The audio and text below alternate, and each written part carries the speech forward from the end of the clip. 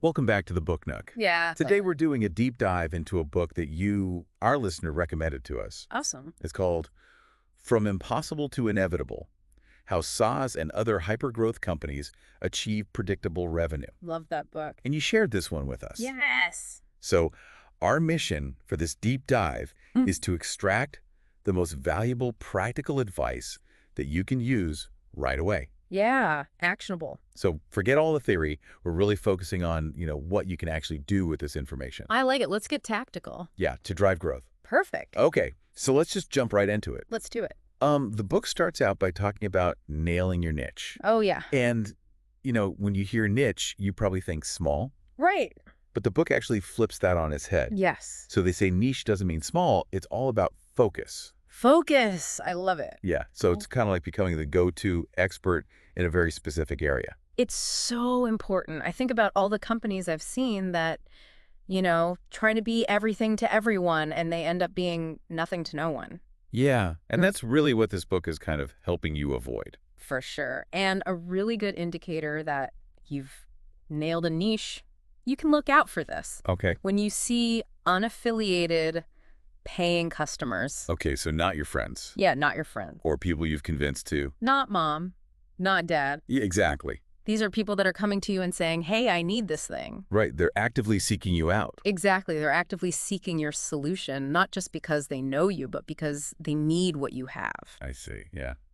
And, I think about the arc of attention. Oh, yeah, the book talks about that. It's like when you're scrolling through your phone, how long do you really look at something? Yeah, like a split second. Exactly. Like a tiny little window, and that's all people give your company your message. Yeah. If it doesn't click, in that split second, they're gone. Yeah, so you really got to stand out, right? Totally. With a very clear message. And it has to resonate right away with that ideal customer that you're going after. Right. And so your message has to be tailored to their specific problem that they're facing. Absolutely. And the book talks about this. They say it's about being a need to have versus a nice to have. Oh, right. If what you offer solves like a real pressing challenge, People are going to pay attention. they're going to pay attention, they're going to prioritize it because you're fixing what hurts. Exactly. It's funny. The book shares a story about one of the authors, Oh, yeah. Aaron Ross. Okay. Initially, he didn't nail his niche. Right. He was out there talking about purpose and freedom. Okay. Big ideas. Yeah. But what people actually paid him for, What was it? it was a solution Okay. to their immediate need, I see. which was making money Okay. through outbound sales consulting. Right, so he got specific. Super specific. Yeah. Right. Yeah. It was like, hey, I know how to make money. I can show you how to do it. And people were like, I need that. That is a pain point for me. That's so interesting. And so that was kind of a big turning point for him Shoot. in his own business. Absolutely. And I think it's a good lesson for all of us. Yeah. Sometimes just being super direct, solving a problem, Right. that's the most compelling. So the book actually breaks down identifying your best niche into 5 aspects. Ooh, I love frameworks. Okay, so tell me about these 5 aspects. All right. So number 1 is popular pain. Okay. You got to solve a common problem. Right. It's not about the bells and whistles of your product. It's about truly understanding that core problem that you're solving for your customers. So it's more about the why. Yes, the why. Why are people coming to you? So think missed product deadlines, high customer attrition. Those are pains. Right. Things that are impacting their bottom line. Exactly. And if it's a widespread pain, then, you can actually build a business around solving it. That makes sense, yeah. So number 2, profitable buyers. All right, so who are the people that are going to actually pay for this? Exactly. Who are the people that are not just feeling the pain, but who are willing and able to pay to make it go away? Yeah. And this is understanding both their business goals and their personal motivations. I see. Who's got the budget? Right. And who has the authority? Authority to make that decision, yes. Okay, what's the third aspect? Identifiable targets. Okay. So can you create a list of potential customers? Okay, so can you really pinpoint who you're going after? Exactly. So like targeting all small businesses. That's really broad. way too broad, way too broad. But if you said dental practices Okay. with over 5 staff in urban areas, Yeah, you're getting a lot more specific. now we're talking, we can pinpoint them. Okay, so I guess the book is saying go narrow Don't narrow. to get wide later. I love it. All right, number 4. All right, what's number 4? Unique genius. So this is about your own personal strengths. Exactly. So what are you uniquely good at? What comes naturally to you that you don't even have to think about, you just do it? I see. What has been the easiest way you've made the most money so far? Oh, that's a good question. Right. What's the one thing that people would hire you for, even if it was just one thing? What would it be? That's interesting. Right. And then finally, number 5, Okay. urgent need. Okay. Why do your customers need you now? So this is about the timing. Timing is everything. Is there a looming deadline? A critical event?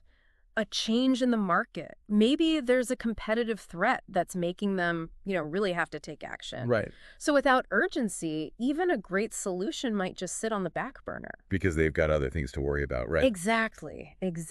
And there's this really great tool in the book called the niche matrix. Oh, tell me about that. It's so simple, but it's so powerful. Okay. You can actually visually map out Okay.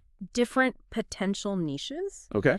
and evaluate them based on these 5 aspects. Let's see. And it really helps you to just get it out of your head. Right. Out of your head, onto paper, Make it visual. to make a better decision. 100%. Okay.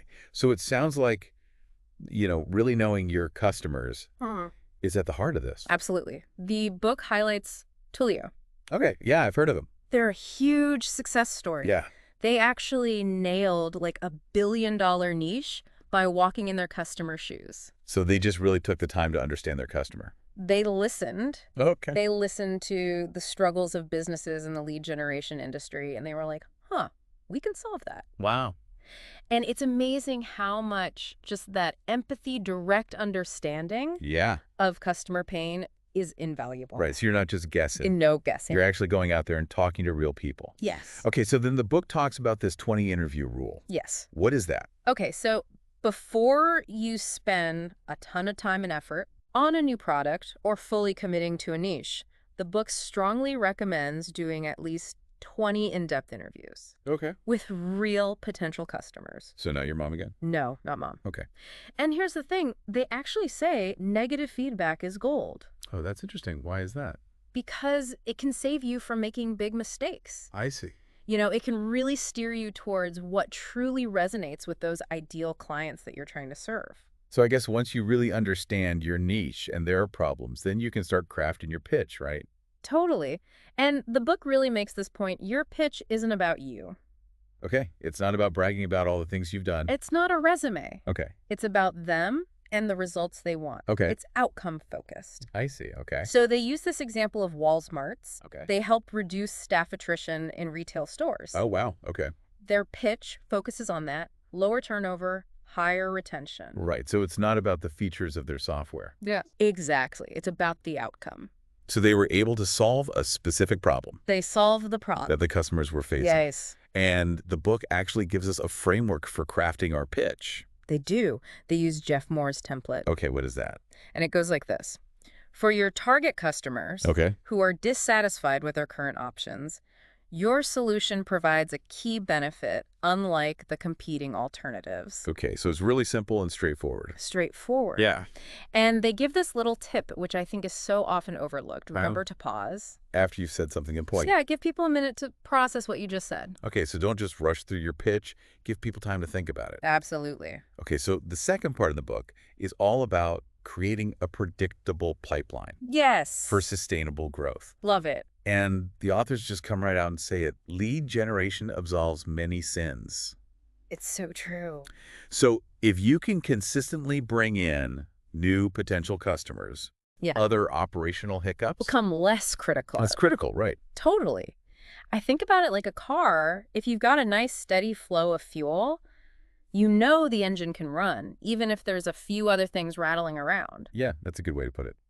The book introduces this idea of seeds. Oh, tell me about seeds. Seeds are all about customer success and how that leads to word of mouth and referrals. Okay. So think Dropbox, Box, Slack, a lot of their initial growth Yeah. came from people just loving the product. And then telling their friends about it. Telling everyone, right. They loved it so much they wanted to share it. Yeah. But while organic growth is great, we can't just rely on luck. Right, because sometimes you get lucky. Sometimes you get lucky, sometimes you don't.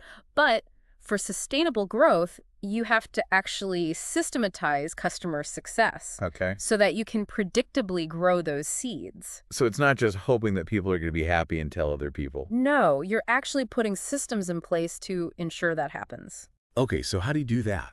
So they talk about customer success management. And this isn't just like a department you create later, it's a mindset. Okay. And it needs to be embedded in your entire organization. Starting with the CEO. Starting with the CEO. Wow. Okay. Everyone needs to be bought in. Interesting. And then they talk about turning that traditional sales and marketing funnel Yeah. into what they call a revenue hourglass. Okay, I like that visual. I know, right? So by really focusing on customer success, Okay. you can reduce churn. Okay, so keeping those customers you've worked so hard to acquire. You keep them happy, and then they actually start to refer you more business, and you can upsell them. I see. Okay. So instead of a leaky bucket Where people are just falling out the bottom. at the bottom, You're actually creating more of a loop yes, a virtuous cycle. where happy customers bring in even more customers. It's like a flywheel. That's really powerful. So customer success becomes this growth engine. Right. It's not just an afterthought. No, it's like the core. So is there an example in the book about a company that does this well? There is. They talk about Guild, Okay. and they made customer success a priority. Okay. So they really focused on making sure their customers were successful in the first 90 days. Okay, that initial onboarding period. Yeah, super important. They also did quarterly business reviews, Okay, to keep in touch with them. stay in touch, and then they actually used data Oh, wow. to predict and address potential issues proactively. So they're not just waiting for the customer to complain. No, they're getting ahead of it. They're trying to solve problems before they even happen. Exactly. And this dedication to customer success really paid off. Oh, so They had much better retention and expansion. Yeah. Their customers were happy. They stayed longer. So beyond seeds, they talk about nets, right? Yes. Nets are your one-to-many marketing efforts. Okay. So content marketing. Inbound strategies where you're attracting customers through content, valuable information. Yeah. Even broader outbound marketing campaigns. Okay. And then there are spears. All right. Spears are more targeted. They're your direct outbound prospecting efforts. I see. Okay. And they talk about combining what they call peanut butter marketing. I like that. I know, it's fun. What is peanut butter marketing? That's your inbound marketing. Oh, You're spreading your message wide. like peanut butter. Like peanut butter, I love it. Yeah. And then chocolate marketing is outbound. It's more targeted, Okay. often more personalized. So if you combine those two. You can cast a wide net, but you can also strategically target. Okay. So you're doing both. Do both, baby. And then they also talk about account-based marketing, right? Yes.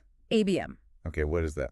So with ABM, you're treating individual high-value accounts or small clusters of accounts as their own mini markets. Okay, and tailoring your efforts specifically to them. Exactly. And there are different levels of ABM. You can do like super personalized one-to-one Okay. or broader, one-to-many strategies if the accounts are similar.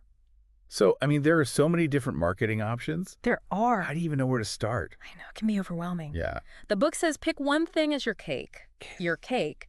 That's your primary marketing focus. Okay. You're going to invest the most energy there Okay. and then treat everything else as icing. Oh, I see. So they use this example of Jason Lemkin. His cake was Quora Okay. back in the day. Okay. And Aaron Ross, his was writing books. I see. So it's finding that one core strength Okay. and focusing. Yeah. Laser focus. And then they also talk about the value of partnerships oh, yes. with other marketers and CEOs. Such a good strategy, especially, early on when you're trying to build momentum. You can leverage other people's audiences. Absolutely. Collaborate, cross-promote. Expand your reach. Exactly. Get in front of new people. And they talk a lot about outbound prospecting, too. Yes, love outbound. So what are some of the key takeaways there? Targeting, targeting, targeting. So you got to be really specific about who you're going after. Super specific. Okay. I talk about Acquia and Zora. These companies built significant revenue Yeah.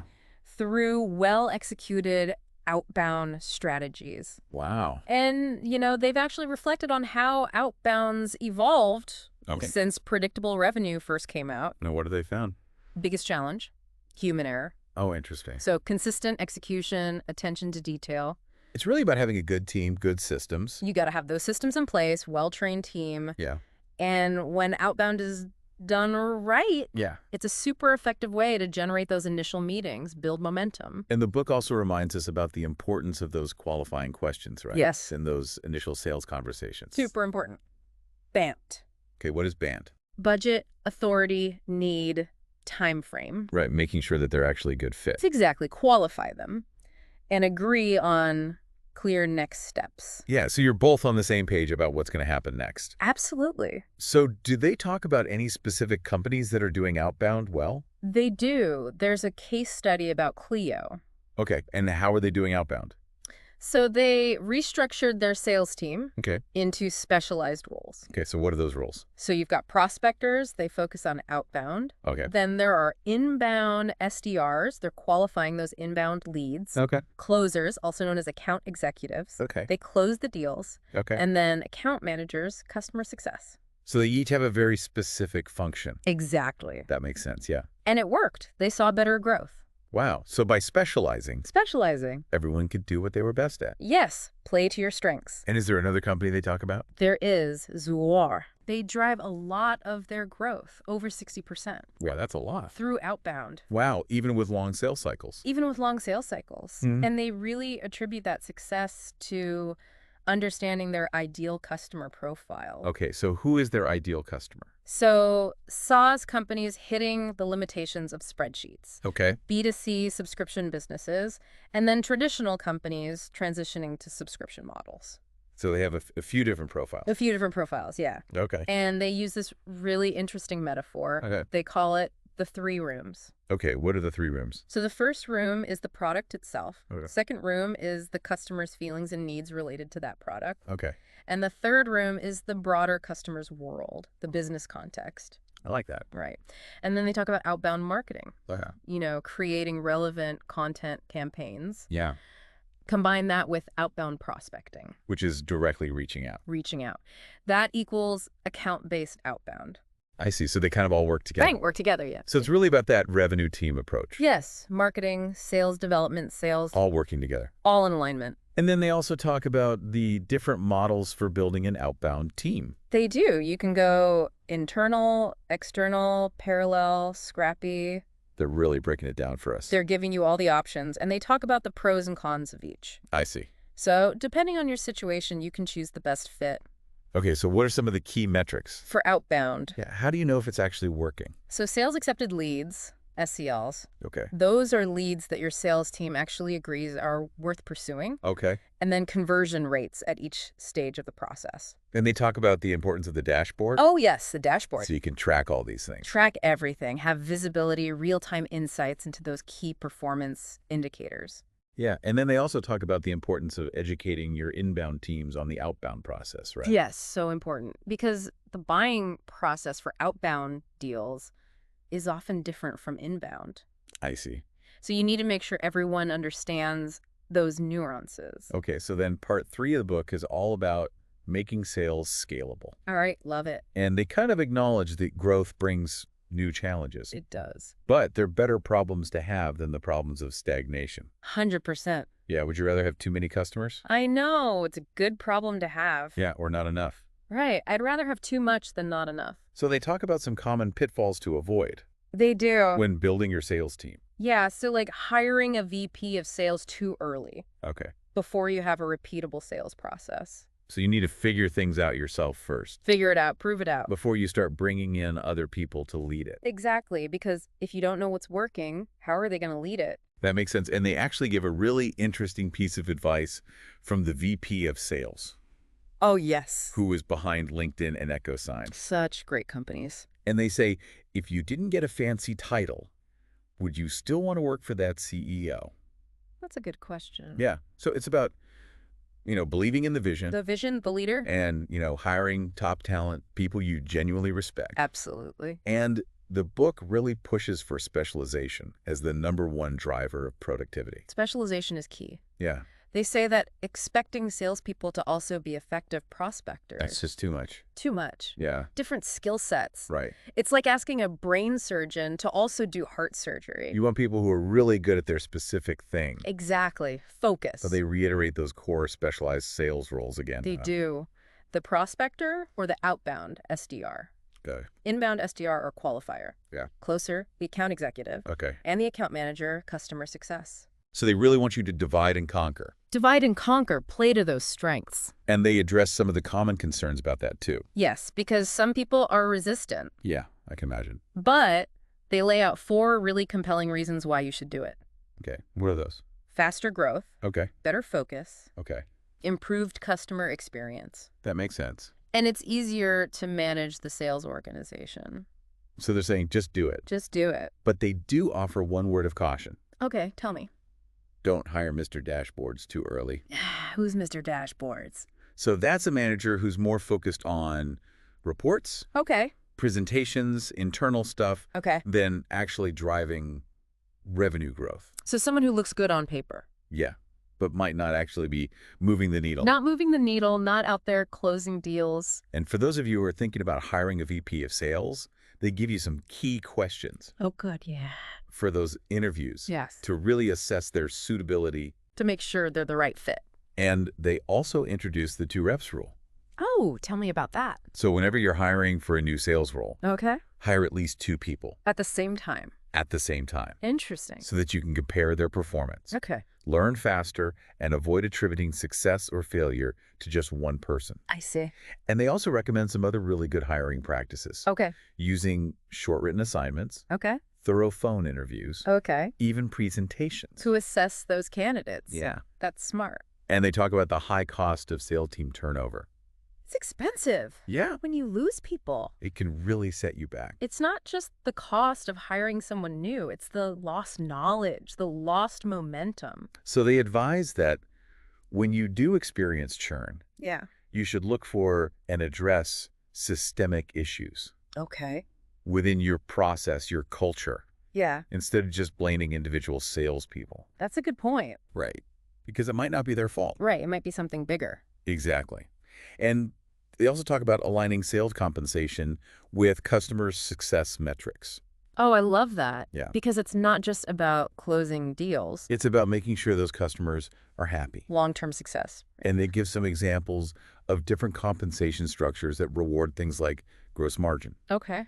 customer satisfaction. Not just closed deals. So they really want you to think beyond just that initial sale. Yeah. The lifetime value. Okay, and finally, they talk about the importance of tracking key sales metrics. Always got to have your metrics. Yeah. What gets measured gets managed. So what kind of things should you be tracking? Total number of opportunities closed, average deal size, your win rate, and really understand why you're winning or losing deals. And they actually say you should be charging for professional services, Yes, especially for larger, more complex deals. it makes sense. Yeah. Customers often expect it, and they're willing to pay for that expertise. Okay, so the final part of the book is all about defining your destiny. Ooh, I like that. And this is really where they turn their attention to you, our listener, Awesome. offering actionable advice for your own professional growth. Love it. So they start out by saying that your potential is likely greater than you realize. Expert speaker.